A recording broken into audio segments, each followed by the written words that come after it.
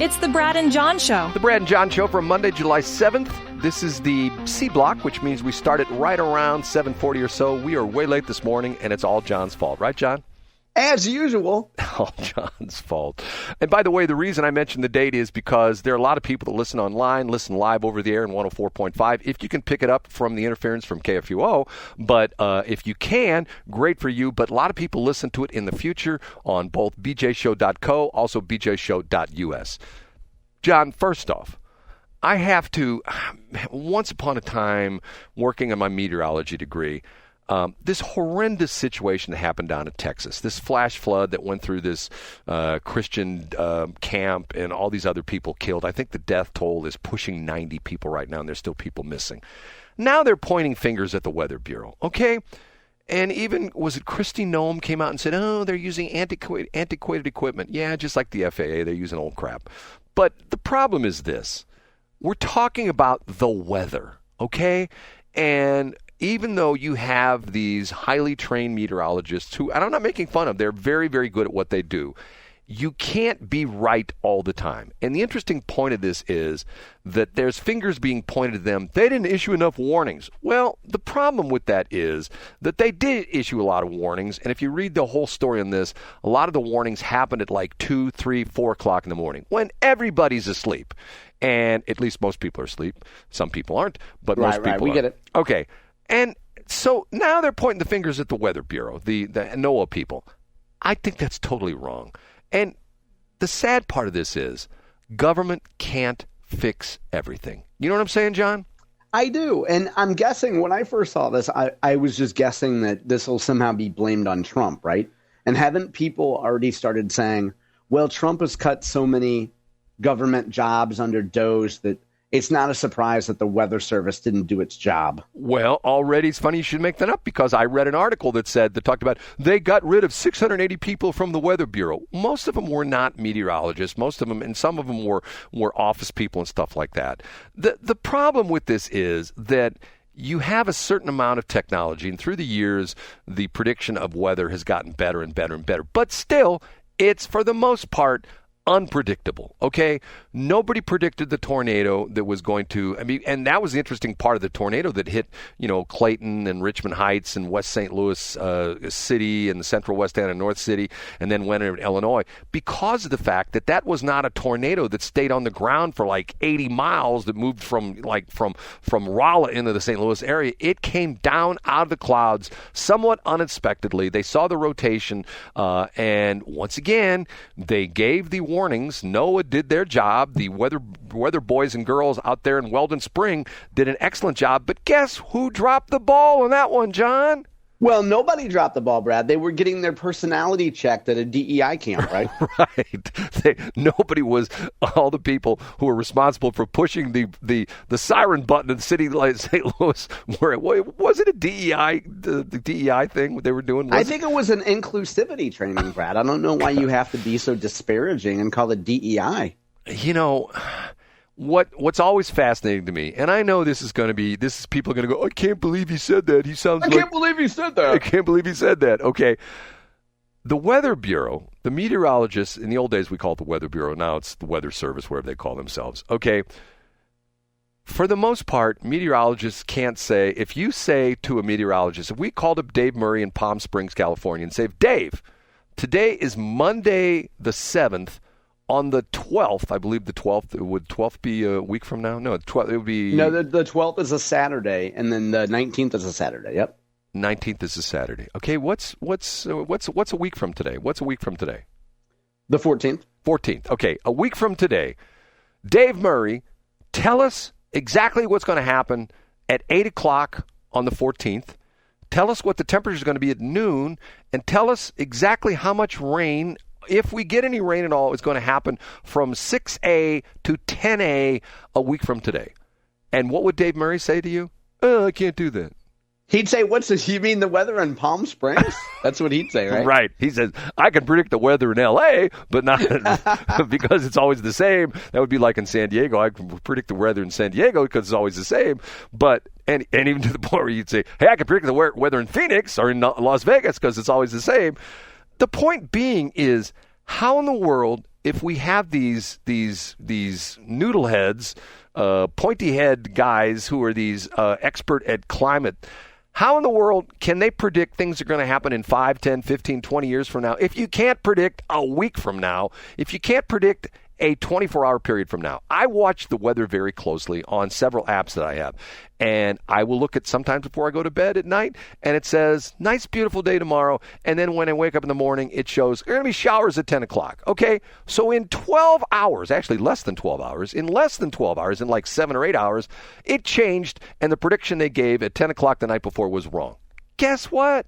That's the weather. It changes all the time. Brandon, let me interrupt. I had the exact same experience this morning because I thought that today we were going to get rain and Tuesday was going to be nice. And then I woke up this morning and today is clear. And Tuesday, according to Channel 4, is a first alert for weather day with serious storms. Now, I trust that they're working on the best science and the best predictions they have there. And that changed in 12 hours. And the reason for that is I'm speaking from somewhat authority. I went back to school not once but twice to get my meteorology degree. I don't know if I told you this or not. Once at St. Louis University and the second time at Mississippi State. I never finished either place, okay? But I did learn quite a bit. And I learned enough to realize that predicting the weather is sort of like, predicting what stocks are going to go up tomorrow. John can say, well, I think this stock's going to go up and this one's going to go down and this one's not going to do anything. And John may have enough background in that where I can't make that prediction because I don't know. Well, but that's the whole point. You can look at all the charts and things like that. There's some guys that say, oh, look at this chart. Look what it's doing here. Look what it's doing there. But yet, if that were the case, if those people were that good, why are they not multi-gazillionaires now? Because of the fact that, what was the movie? I didn't watch the whole stupid movie. Remember Back to the Future? Yeah. Okay, you remember one of the sequels? Do you remember this part of the sequel? What was the guy who was the bully to that was Biff. Biff. Okay. Do you remember the storyline? Was it number Back to the Future 2 or 3? I didn't watch any of the sequels. I don't know. Okay. The storyline of one of them, if it was number 2 and number 3, that Biff got transported into the future.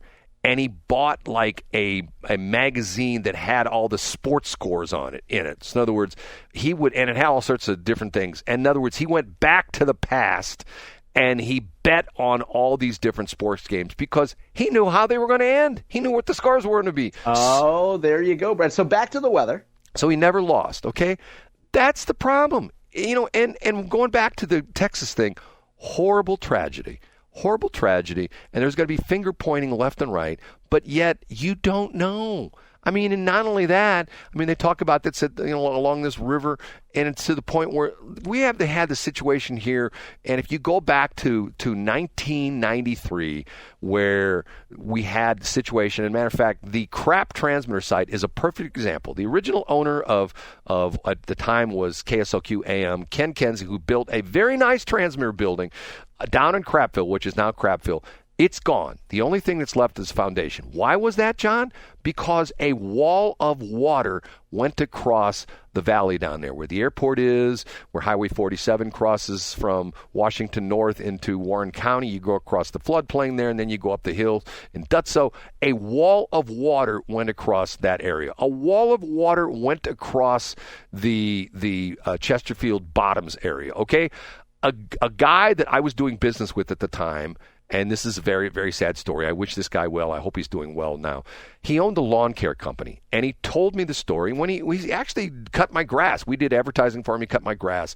And he told me that his lawn care company was headquartered out in Spirit of St. Louis Airport. I go, how'd you do that? He says, well, they built some new hangars out there, and nobody was renting them, so they were letting anybody rent them for anything. So I moved my lawn care business into a hangar at Spirit of St. Louis Airport. So guess what? Guess what happened to him in 1993, John? Did he get flooded? Well, the interesting part of the story was he said that in the days leading up to the flooding, I don't know if it was DNR or Army Corps of Engineers, a survey team came around to each of the buildings on the premises of the Spirit of St. Louis Airport, and they said, okay, and they brought out their transits and their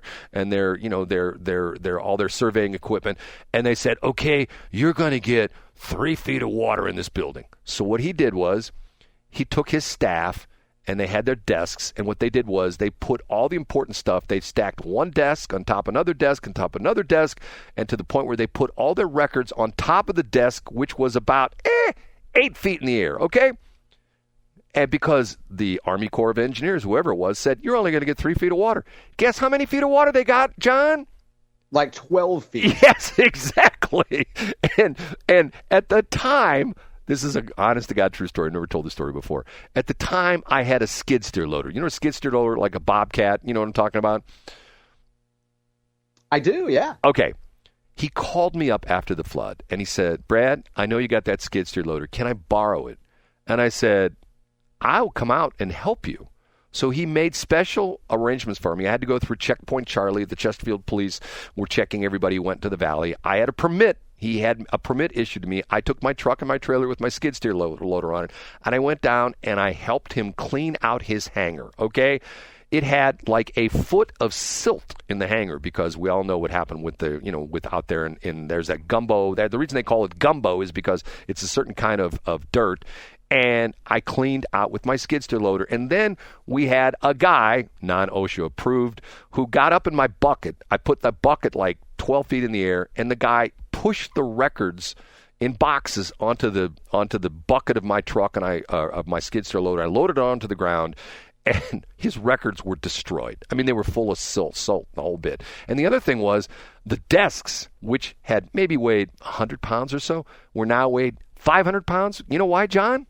Why is it? Let me guess. They were filled with silt and gumbo silt and water. Right, exactly. All the drawers were filled with mud, and we had to essentially we couldn't. We finally had to just knock them over with my skid steer loader onto the ground because they were destroyed anywhere. And once again, the experts said, first off, they said there's not going to be any flooding in Chesterfield Valley. Then they said, we're going to have a little bit of flooding. And then, like I said, the survey team came around and says, you're going to get 3 feet.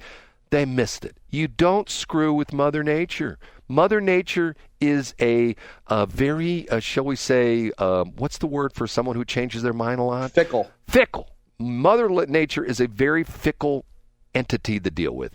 Some days she's going to be nice to you. Other days she's going to kick your butt. But you don't know which day is going to be which. You know what I'm saying, John? Weren't we getting to the point where you were going to tell me Dave Murray's prediction for Monday's weather? Because this is a wind-up. And does he still make it every morning from a Palm Springs gondola? He rides the gondola in Palm Springs and then he gives us the prediction, right? Do you know? And then he kicks it over to J.C. Corcoran on a yacht in Pensacola. Do you know how many times people have listened to this show?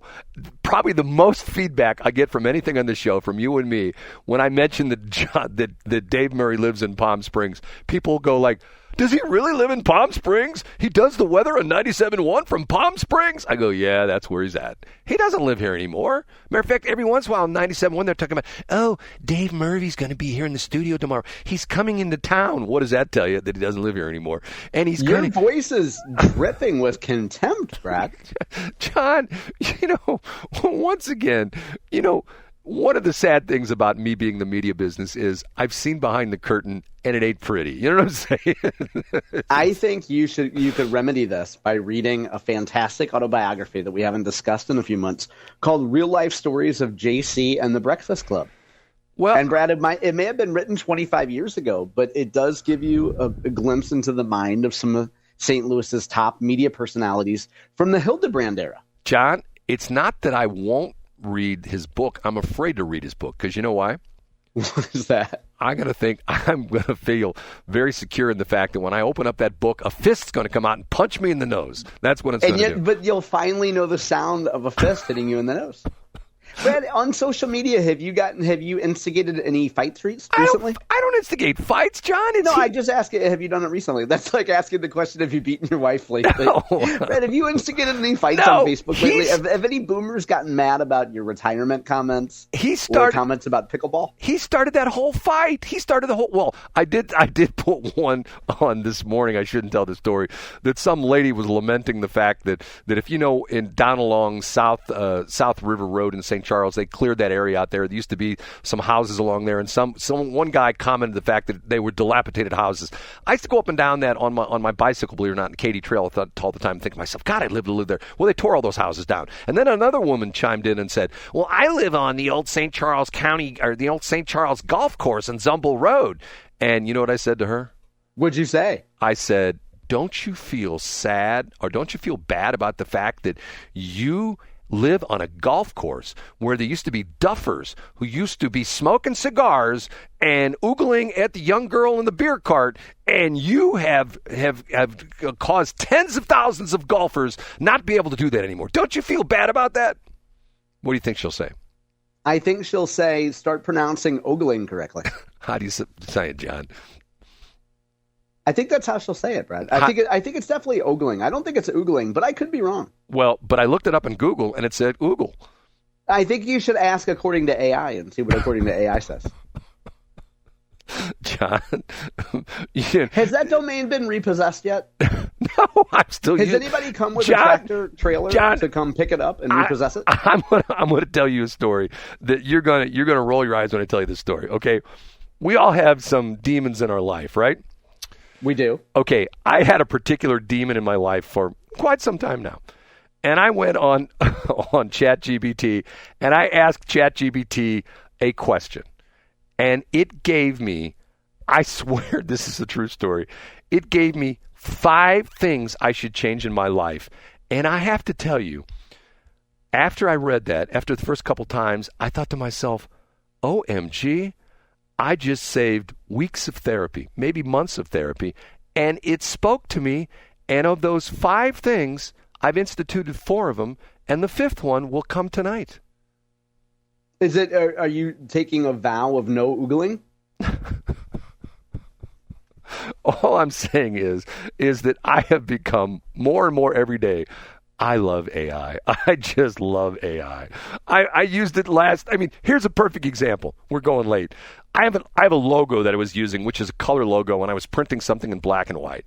And I'm thinking to myself, I'll send this back to my graphics person and have her give me a black and white version of this logo because it looked terrible. You have a graphics person, Brad? That's the biggest news you've ever broken on this show. I do.